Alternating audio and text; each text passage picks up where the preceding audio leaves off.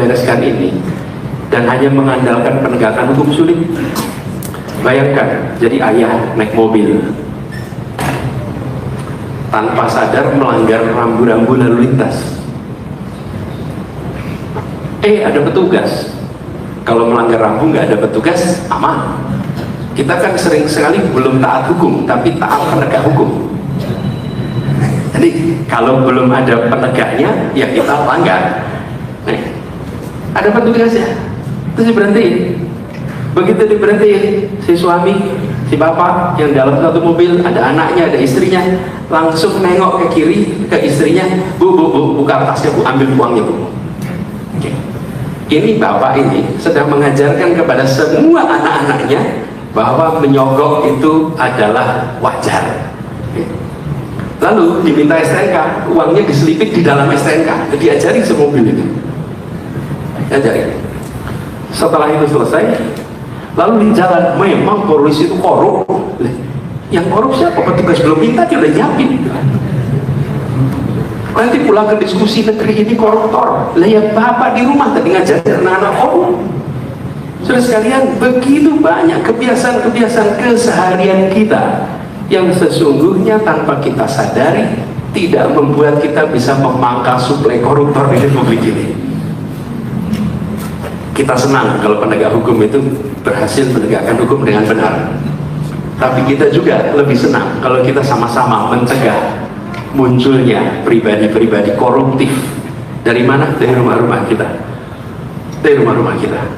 Dan itu artinya pendidikan di usia dini. Bagaimana kita sudah terlanjur tidak dini usianya, apalagi senja. Tapi yang di sini kita kira-kira masih muda semua sih. Tanya Pak, kalau di atas 60 itu muda apa Tuhan?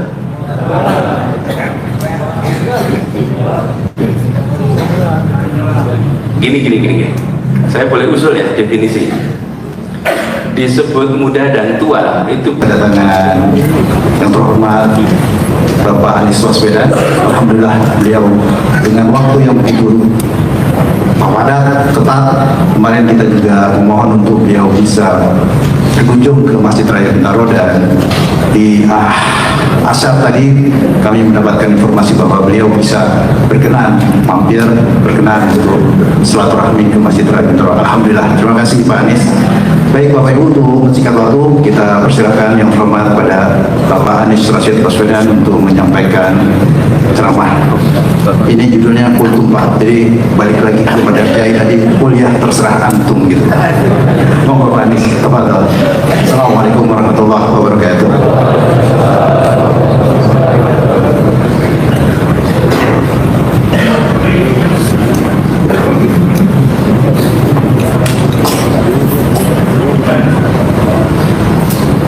Permisi.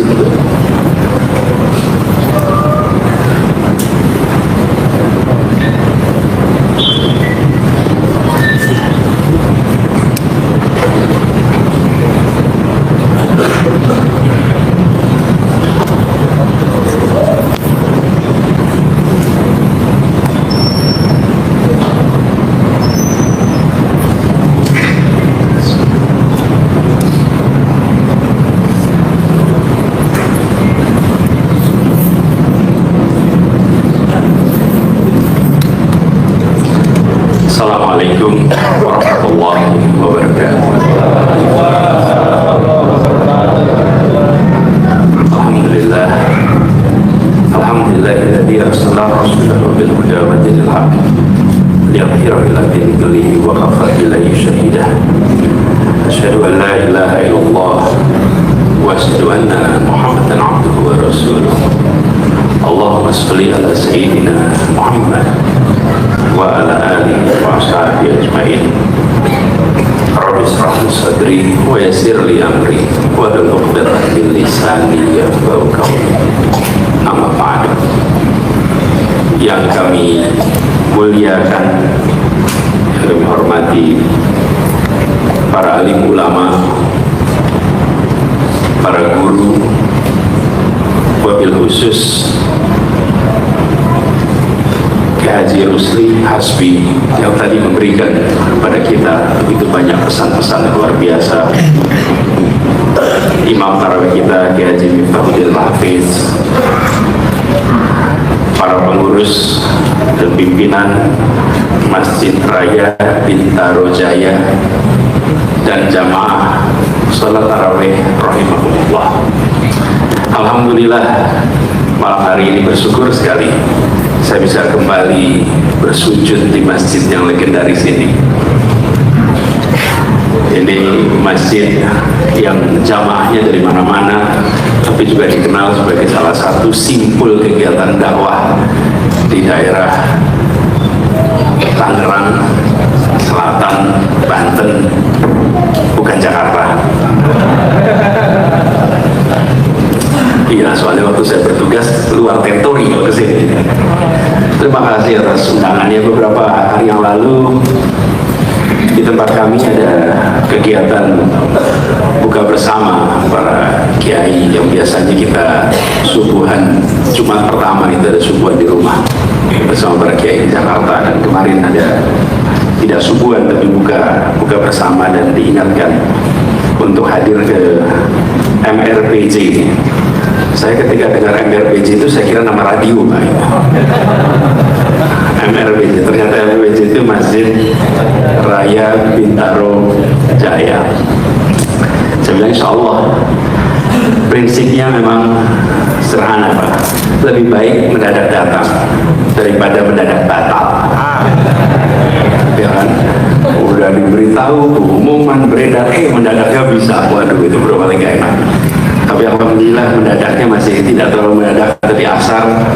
Jadi sudah ada dalam bayangan, Pak. Insya Allah ingin ke masjid sini, tapi waktunya kapan begitu ada kosong langsung berkabar, alhamdulillah bisa sama-sama bersujud dan sama-sama tadi mendengarkan pesan yang luar biasa. Tadi disampaikan oleh Kiai Rusli Hasbi tentang kesempatan Ramadan ini sebagai kesempatan untuk kita meningkatkan ketakwaan kita. Jadi sebenarnya kalau sudah ada ceramah dari beliau tadi saya sampaikan, saya ini seperti air tayamum, seperti tayamum. Tayamum itu kalau sudah ada air batal. Namun kalau sudah ada Pak Kiai itu tidak perlu ada lagi saya lagi bicara di sini, itu udah selesai itu. Meneruskan saja. Baginda Nabi besar Rasulullah Muhammad SAW tadi dikisahkan berapa kali berpuasa selama 29 hari dan sekali 30 hari. Saudara sekalian, berapa kali baginda Nabi besar Muhammad SAW berpuasa seumur hidup? Berapa Ramadan? 9. Rasulullah menerima perintah puasa di bulan Sa'ban Hijriah tahun kedua. Ya ayyuhalladzina amanu kutiba alaikumusiyam kutiba alal ladzina min qablikum la'allakum tattaqun. Itu bulan Sa'ban tahun kedua. Jadi beliau menjalani Ramadan itu 9 kali. Wafat di Rabiul Awal tanggal 12, harinya Senin, 5 bulan sebelum Ramadan yang ke-10. Jadi dapatnya 9 kali. Kita udah dapat Ramadan berapa kali ya? Kita berapa kali? Coba bayangkan, Rasulullah mendapatkan kesempatan itu 9 kali dan digunakan seoptimal itu. Kita ini berlipat kali lebih banyak kesempatan itu dibukakan untuk kita bisa mendekati derajat muttaqin. Insya Allah kita semua nantinya bisa mendapatkan derajat muttaqin. Jadi meneruskan pesan yang tadi, ini sebuah kesempatan bagi kita. Nah, Ramadan ditempatkan sebagai pembelajaran, 1 bulan pelatihan, 1 bulan training yang harapannya nantinya kita akan mencerminkan pribadi-pribadi yang bertakwa. Nah, di sisi lain, meneruskan ceramah tadi, kita ini berada di Indonesia yang penuh dengan masalah. Bambu tumbuh sendiri, tadi diceritakan itu. Lalu ada surat-surat keluar di tempat yang tidak seharusnya, macam-macam lah Republik ini ada. Saudara sekalian, salah satu problem utama di negeri ini adalah persoalan korupsi. Betul tidak? Nah, korupsi ini harus diperbaiki, harus diperangi. Nah, bagian memerangi itu aparat penegak hukum. Kita bukan aparat penegak hukum. Kita bagian memangkas suplai potensi koruptor. Karena kita bukan penegak hukum nih. Sering ketemu pertanyaan, Pak, itu gimana udah sekolah tinggi-tinggi, gelarnya banyak, korup. Buat apa sekolah tinggi-tinggi ketika ujungnya adalah koruptor? Jadi saya coba merenungkan pertanyaan ini. Benarkah sekolah tinggi mencegah korupsi? Ya kalau ngajak enggak lah, insya Allah.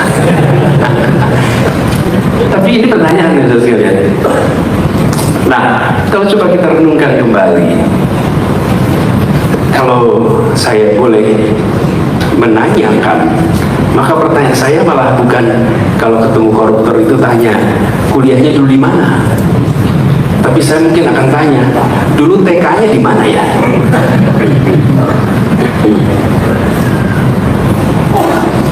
Kenapa? Saudara sekalian, Bapak sekalian saya hormati, soal mengambil yang bukan haknya itu adalah pelajaran usia dini. Itu pelajaran usia dini ketika anak-anak school dan apapun namanya itu 0 sampai 6 itu yang paling penting. 0 sampai 6. Nah, namanya kalau mau nanti anak-anak muda mau ngecek, namanya James Hartman. Silakan di Google nanti Anda akan ketemu penerima hadiah Nobel. Jadi kalau sekedar penelitian saja dikutip, nah itu biasa. Tapi kalau sampai menerima hadiah Nobel karena temuan, nah itu baru luar biasa. Hadiah begitu. Kenapa luar biasa? Karena mengejutkan. Selama ini kita sering berpandangan bahwa pendidikan itu makin tinggi makin penting. Ini ternyata ditentukan dasar. Nah, ketika sampai dasar, bicara tentang korupsi, kejujuran di rumah mulainya. Nah, kalau kita tidak secara serius membereskan ini dan hanya mengandalkan penegakan hukum, sulit. Bayangkan, jadi ayah naik mobil tanpa sadar melanggar rambu-rambu lalu lintas. Ada petugas. Kalau melanggar rambu nggak ada petugas, aman. Kita kan sering sekali belum taat hukum, tapi taat penegak hukum.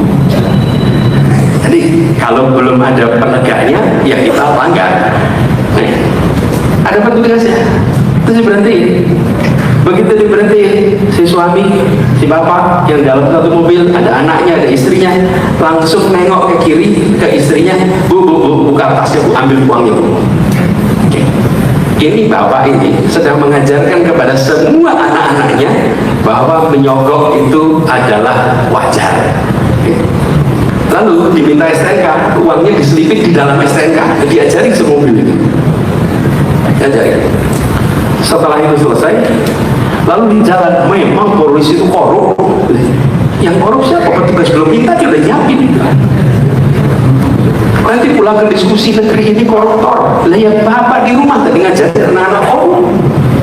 Saudara sekalian, begitu banyak kebiasaan-kebiasaan keseharian kita yang sesungguhnya tanpa kita sadari tidak membuat kita bisa memangkas suplai koruptor di Republik ini. Kita senang kalau penegak hukum itu berhasil menegakkan hukum dengan benar. Tapi kita juga lebih senang kalau kita sama-sama mencegah munculnya pribadi-pribadi koruptif. Dari mana? Dari rumah-rumah kita. Dari rumah-rumah kita. Dan itu artinya pendidikan di usia dini. Nah, bagaimana kita sudah terlanjur tidak dini usianya, apalagi senja. Tapi yang di sini kita kira-kira masih muda semua nih. Tanya Pak, kalau di atas 60 itu muda apa tua?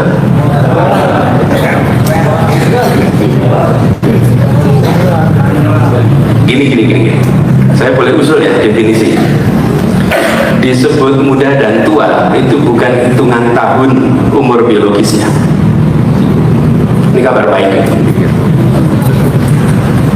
Bila yang dibicarakan adalah masa lalunya, maka dia tua.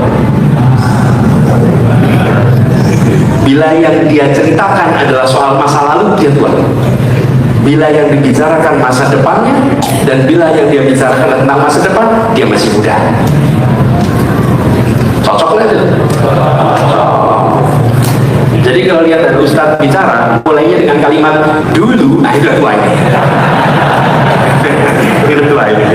Ini tanda-tanda tua nih kalau mulainya dulu, nah itu tua. Tapi kalau mulainya besok, nah ini masih muda. Masih muda. Jadi tua muda ini soal perspektif. Apabila, kenapa ada rumusnya Bapak Ibu? Apa? Saya tanya, besar sama kecil, ada ukurannya nggak? Ada. Disebut besar bilang gimana? Abstrak. Disebut kecil? Abstrak. Jauh, dekat, abstrak. Disebut jauh itu kan tergantung titik berangkatnya dari mana, bukan? Ke Mekah itu dekat sekali. Kalau dari Jeddah, iya. Kalau dari Bintaro, jauh. Jadi kita ketika bicara tua dan muda sama, itu sebuah konsepsi abstrak. Nah, saya ingin sampaikan pada kita yang secara pengalaman sudah lebih panjang, kita perlu memulai, mudah-mudahan manfaatkan Ramadan ini untuk mereview kembali, sudahkah kita menjadi bagian yang memangkas ini. Dan saya meyakini masa depan ini ciri-ciri muda ya, masih ngomong masa depan ya. Masa depan adalah era di mana korupsi akan dipandang sebagai aktivitas primitif. Kenapa? Karena dia bertentangan dengan nilai-nilai dasar kebenaran dan kebaikan. Gak mungkin bisa bertahan. Semua yang bertentangan dengan kebenaran gak akan bisa bertahan. Seperti kalau saya boleh istilahkan perbudakan. Budak itu ada masa di mana budak itu dianggap wajar. Berjual beli manusia itu dianggap normal. Hari ini kalau dia dagang manusia normal tidak? Tidak normal. Tidak bisa. Rasialisme. Ada masanya rasialisme itu normal. Kulit hitam duduknya di mana, kulit putih duduknya di mana. Betul tidak? Itu dianggap normal dan orang itu ya biasa-biasa saja. Ada periode itu normal. Warga negara dibuat kelas putih, kelas timur asing, kelas bumi putra, itu dulu normal. Sekarang sudah tidak normal. Di berbagai tempat di dunia yang namanya korupsi itu sudah tidak normal. Cuman Indonesia belum sampai. Proses itu belum sampai. Apa yang akan mendorong ini? Transparansi. Transparansi akan membantu menghentikan segala macam praktek penyimpangan. Definisi dosa itu apa? Menurut Rasulullah apa? Sesuatu yang Anda kerjakan yang tidak ingin diketahui oleh orang lain. Dosa. Transparansi adalah lawannya dari segala macam praktek penyimpangan. Transparansi. Dan dengan kemajuan teknologi kita akan menyaksikan transparansi terus, ini bergerak terus. Pengurus masjid sekarang transparan, betul tidak? Laporan uang masuk, uang keluar. Dulu memang ada. Dulu masuk kantong, kita doakan mudah-mudahan amanah. Tapi tidak ada laporan. Sekarang tuntutan atas transparansi itu luar biasa, dan kita menuju kepada peradaban yang serba transparan. Dan ini akan menjadi ganjaran. Karena itu, mari kita persiapkan anak-anak kita. Mudah-mudahan Ramadan ini menjadi bagian. Kalau kita melihat ada aparat penegak hukum menegakkan hukum, alhamdulillah. Kita senang ada penegakan hukum. Percayakan proses hukum yang benar, bukan bukan proses hukum yang tidak benar. Itu terjadi, insya Allah menjadi kebaikan untuk negeri ini. Jadi ibu bapak sekalian yang kami hormati, bersyukur sekali malam hari ini bisa bersama-sama bersilaturahmi, berbagi pandangan. Mudah-mudahan masjid ini menjadi salah satu simpul yang membekali itu. Mudah-mudahan ada kegiatan untuk orang tua kita agar di Masjid Raya Bintaro Jaya ini dibekali orang tua kita.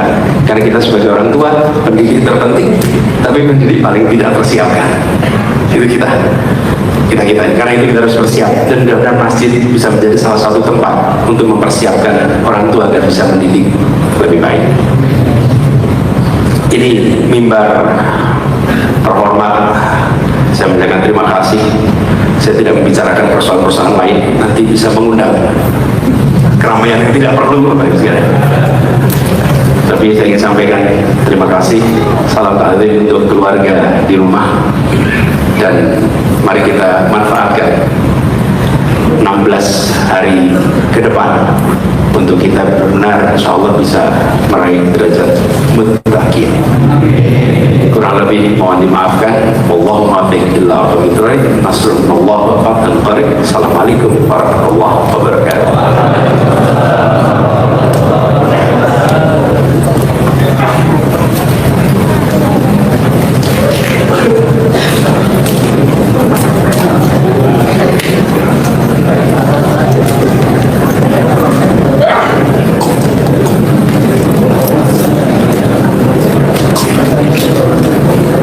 Oke teman-teman, terima kasih sudah menonton live stream ini. Sampai jumpa di live stream selanjutnya. Assalamualaikum warahmatullahi wabarakatuh.